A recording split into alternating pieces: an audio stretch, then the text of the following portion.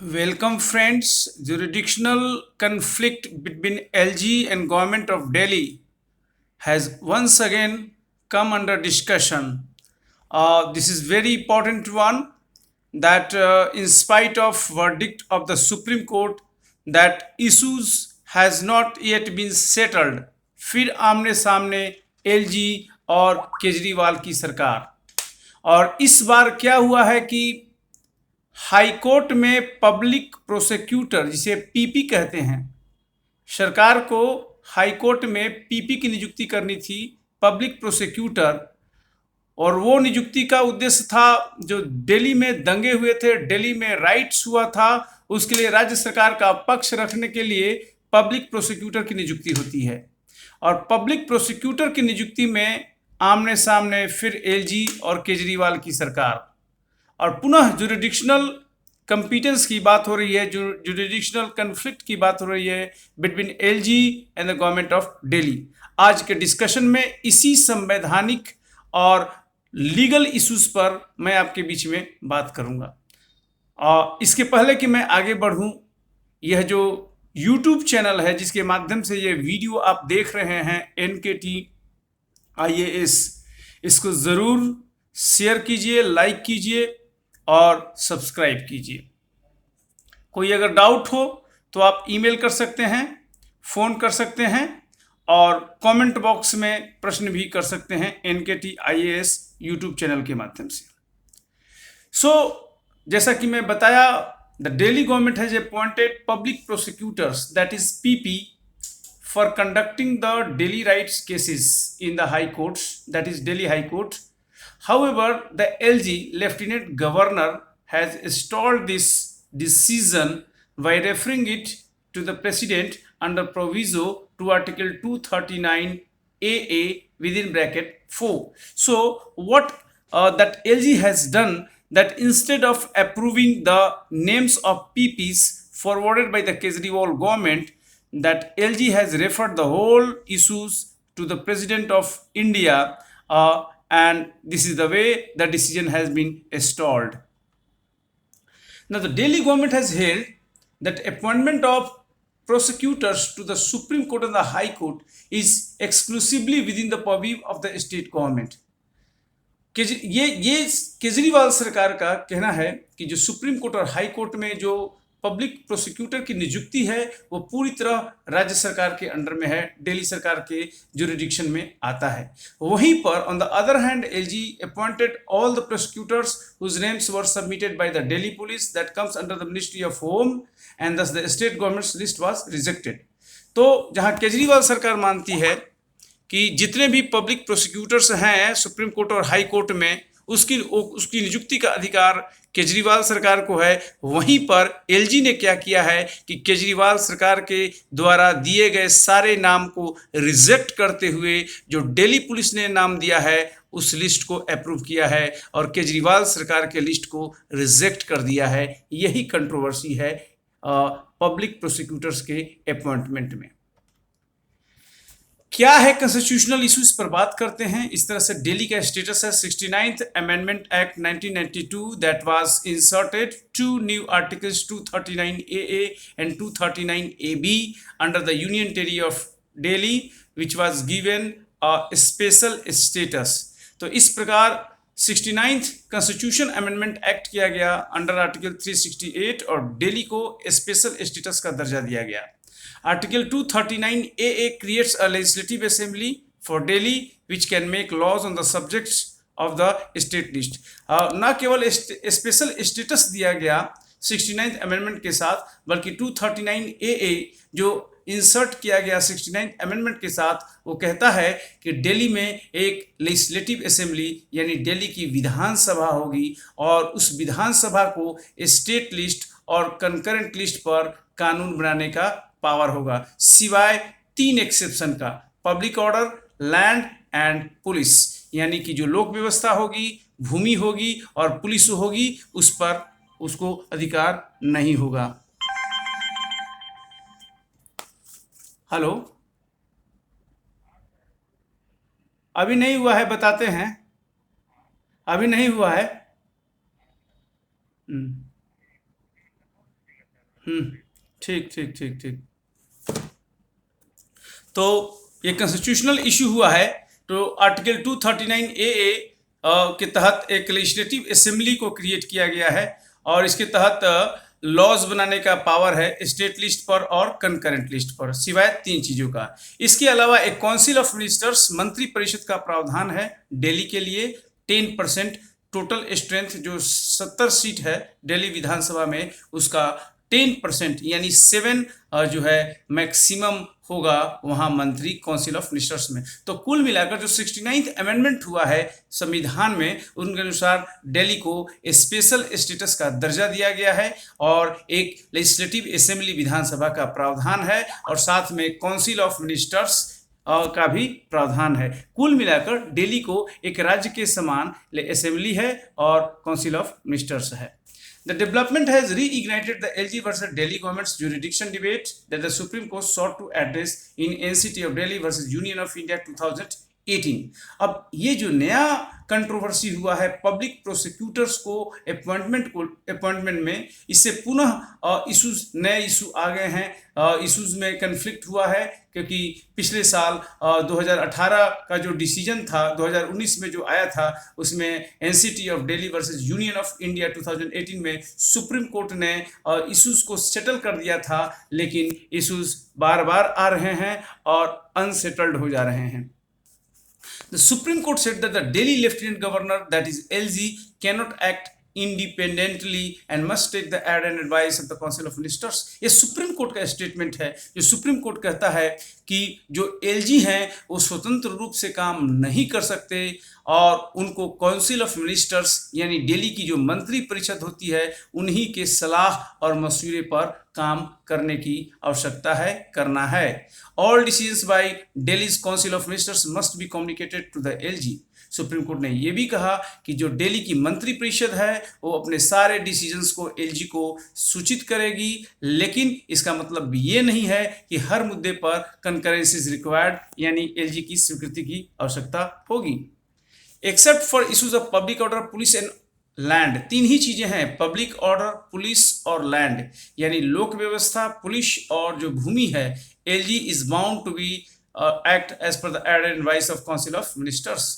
LG को council of ministers यानी दिल्ली की जो मंत्री परिषद है उसके सलाह के आधार पर, सिफारिश के आधार पर काम करने का आवश्यकता, बाध्यता होगी। केवल 3 इश्यूज को छोड़कर शेष सारे विषयों पर एलजी वैसे ही करेंगे जैसा कि सलाह दिल्ली की काउंसिल ऑफ मिनिस्टर्स से प्राप्त होगा। उसके अलावा LG has no independent authority, कोई स्वतंत्र अथॉरिटी एलजी को नहीं है to take decision except in matters of article 239 और matters outside the purview of the government. The court said, ये सुप्रीम कोर्ट का डिसीजन है, that LG cannot act as an obstructionist and can refer issues to the president when there is a difference of opinion on any matter. Article 239 AA within bracket 4, this should happen only in exceptional matter and not as a general rule। Supreme court ने बहुत clear cut कहा है कि LG के द्वारा हर विषय को राष्ट्रपति के लिए भेज देना ये रूल नहीं है, ये एक्सेप्शन हो सकता है, जो कि आर्टिकल 239 AA विदिन ब्रैकेट 4 में प्रदान किया गया है। अभी क्या हुआ है कि जो दिल्ली प्रोसिक्यूटर्स, जो पब्लिक प्रोसिक्यूटर्स का नियुक्ति का मामला है, उस मैटर को एलजी ने प्रेसिडेंट के लिए रिजर्व कर दिया है। Legal controversy between LG and Delhi government due to the coexistence of Article 239 and 239 AA, there is a jurisdictional conflict between the government of NCT and the union government and its representative the LG। यानी जो LG है ये union government का representative है और इसका 239 और 239 AA ये 2 जो प्रोविजंस हैं, इसके कारण दोनों के बीच में जुरिडिक्शनल कन्फ्लिक्ट होता है, जुरिडिक्शनल कॉम्पिटेंस का मामला आ जाता है between government of NCT and the union government. According to the union government, Delhi being a union territory under 239 empowers the LG to act independently of his council of ministers। Now, Bharat सरकार का क्या कहना है कि चूंकि दिल्ली एक union territory के provision से गवर्न होता है आर्टिकल 239 के तहत, इसलिए एलजी को इंडिपेंडेंट रूप से काम करने का पावर है, independently of his council of ministers. However, state government of Delhi held that the Article 239AA of the Constitution bestows a special status to Delhi of having its own legislative assembly and council of ministers.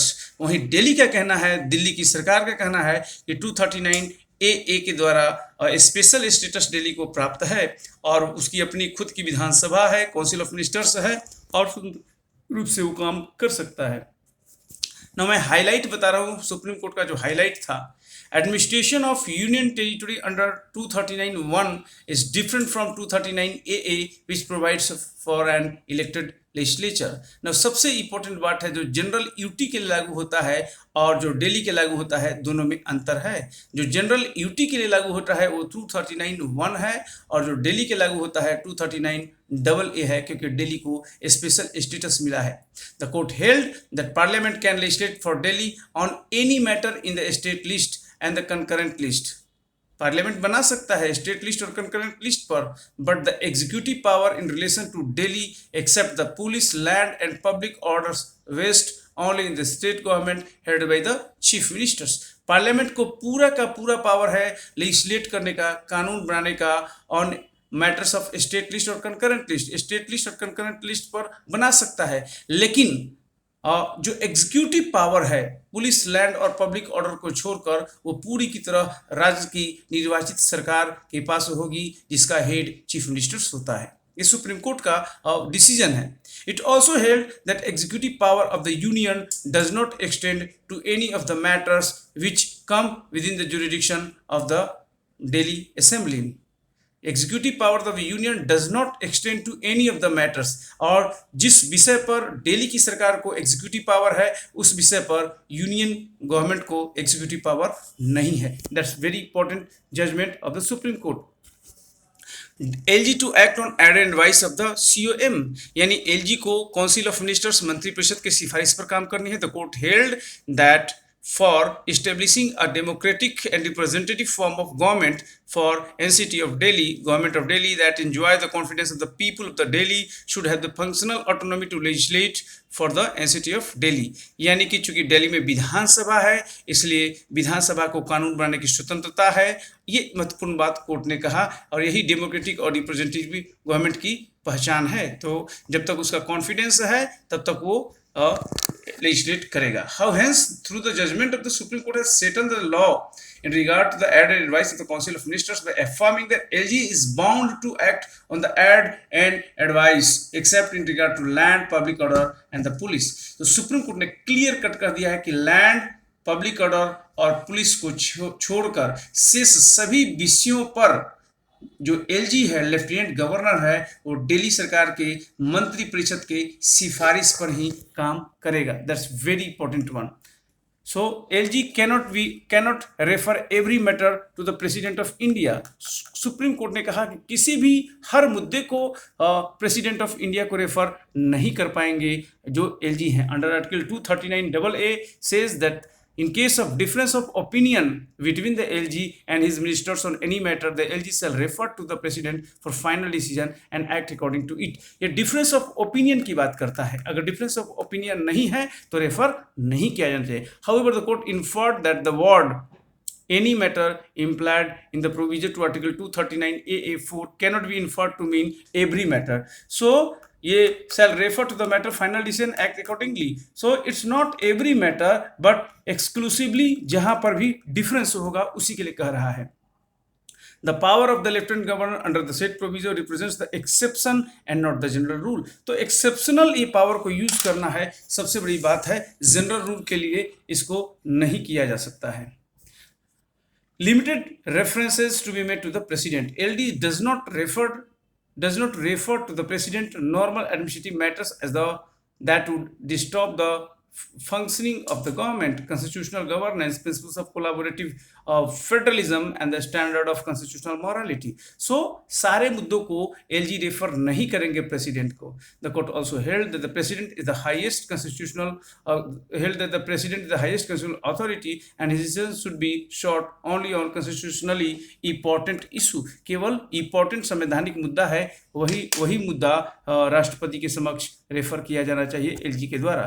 Now कई एक unresolved areas हैं that is in the judgment that was not it's settled overlapping areas. Hence, suppose that though the court has settled that the LG is bound to act on ad and advice except in respect of land, public order and police. However, the public order is very wide connotation which subsequently leads to overlapping executive power. Clear कहा कि केवल 3 चीजें हैं, land, public order और police. बाकी सारे विषयों पर एलजी वैसे ही करेंगे लेफ्टिनेंट गवर्नर जैसा कि दिल्ली की काउंसिल ऑफ मिनिस्टर्स का एड एंड एडवाइस होगा। लेकिन पब्लिक ऑर्डर एक इतना बड़ा एरिया है, सच अ वाइड कैनोटेशन, क्योंकि इसकी व्याख्या अलग अलग की जाती है और यहाँ से ओवरलैपिंग एरिया आ जाते हैं यूनियन और दिल्ली गवर्नमेंट के बीच में। Still no clarity on article 239 AA4. The court does not very clearly delineate the issues in respect of which the LG can refer a decision taken by the Council of Ministers to the President in event of a difference of opinion between the LG and state government. So इस पर भी बहुत clarity नहीं है कि 239 AA4 कि किन किन मुद्दों पर एक्चुअली डिफरेंस ऑफ ओपिनियन हो सकता है और जिस मामले में जो एलजी हैं वो प्रेसिडेंट को रेफर कर सकते हैं। इस कारण ये डिस्क्रिशन हो जाता है एक तरह से कई एक मुद्दा पर। हालांकि कोर्ट ने कहा कि that is exceptional situation and cannot be treated as a matter of rule, but still ये इसको डिफाइन न करने के कारण ये इशू आ जाता है। Open ended terminology, in the event of referring any matter to the president, the court enunciated that LG must adhere to the constitutional principles of collaborative federalism, constitutional balance, and the concept of constitutional governance. So what is the way forward? इसका solution क्या है? Constitutional scheme adopted for the NCT of Delhi conceives of the Council of Ministers as the representative of the people on the one hand and the LG on the nominee of the president on the other hand. For the sake of adhering to the principles of representative democracy and cooperative federalism, it is required that both the constitutional officers should function in harmony with the constitutional parameters. So what is important? That harmonious functioning is important. That one way it is the Council of Ministers which is elected, and the other hand it is the LG, Lieutenant Governor, which is the nominee of the union, and both should have their own jurisdictional competence, and they should work in a very harmonious way so as to advance the constitutional morality and constitutionalism in the state. Incorporating the Washington DC model, so Indian government can emulate the model of administrative sharing of power in the federal government of US and the state of Washington. Under the scheme, only the strategic areas and buildings are under the effective control of the federal government and the rest of the areas are under jurisdiction of the Washington state. But ये बहुत मुश्किल है एक तरह से Washington model को adopt करना, but अगर ऐसा करें तो दिल्ली का इशू रिजोल्व हो सकता है। Given this, the institution of strategic importance like Parliament, Supreme Court can remain under the jurisdiction of union government, and the areas other than this can be given to the statehood. तो ये federal dispute और issues का मामला है। So what is the conclusion? The Supreme Court in NCT of Delhi versus Union of India 2018 case did well in resolving the legal controversy between the LG and the Delhi government. Supreme Court का decision हुआ, इससे resolve भी हुआ। However, the present controversy shows that there are still many areas to be resolved. Thus, the Supreme Court must leverage the present controversy to resolve the jurisdictional conflict for good. So, controversy क्या होता है? सब चीज clear cut कर दिया है कि council of ministers होगा, विधानसभा होगा, सब कुछ होगा, लेकिन जो भी केजरीवाल सरकार का जो वहाँ जाता है COM का डिसीजन एलजी को ओके करने के लिए, अगर हर चीज़ को एलजी जो है प्रेसिडेंट को रेफर करने लगेंगे तो फिर वहाँ पर दिक्कत होगा। पब्लिक ऑर्डर है, इसके अलावा पुलिस जो है और लैंड, इन 3 विषयों के अलावा, और यही मेन इशू है। तो ये जो है जो क्वेश्चन आता है यूपीएससी बीपीएससी में, the tussle between LG and Delhi government can only be solve by showing true statesmanship by both the offices. दोनों को देखना होगा कि 3 ही इश्यूज केवल सुप्रीम कोर्ट ने भी बोला है जो कि जिस पर एलजी को अपने विवेक से करने का पावर है, वो है लैंड, पुलिस और पब्लिक ऑर्डर। सभी अन्य विषयों पर काउंसिल ऑफ मिनिस्टर्स के डिसीजन के अनुसार, रिकमेंडेशन के अनुसार एलजी को काम करना चाहिए। तो स्टेट्समैनशिप दोनों पक्ष नहीं दिखाएगा, एलजी एक तरफ और दूसरी तरफ काउंसिल ऑफ मिनिस्टर्स जिसको दिल्ली के सीएम लीड करते हैं, तब तक वहाँ पर हारमोनियस फंक्शनिंग नहीं हो पाएगा और जो कॉन्स्टिट्यूशन ने दिल्ली को स्पेशल स्टेटस दिया है उसके अनुसार काम नहीं हो पाएगा। तो ये एक इम्पॉर्टेंट क्वेश्चन है कि इस स्टेटमेंट के साथ खत्म होना है कि दो आवश्यकता क्या है, ट्रू स्टेट्समैनशिप का for both the offices LG as well as the chief ministers who heads COM। Thank you. ये NKT IAS चैनल की ओर से आपको दिखाया गया। कैसा लगा? अगर अच्छा लगे तो जरूर लाइक कीजिए, सब्सक्राइब कीजिए और दोस्तों के बीच में शेयर कीजिए। Thank you.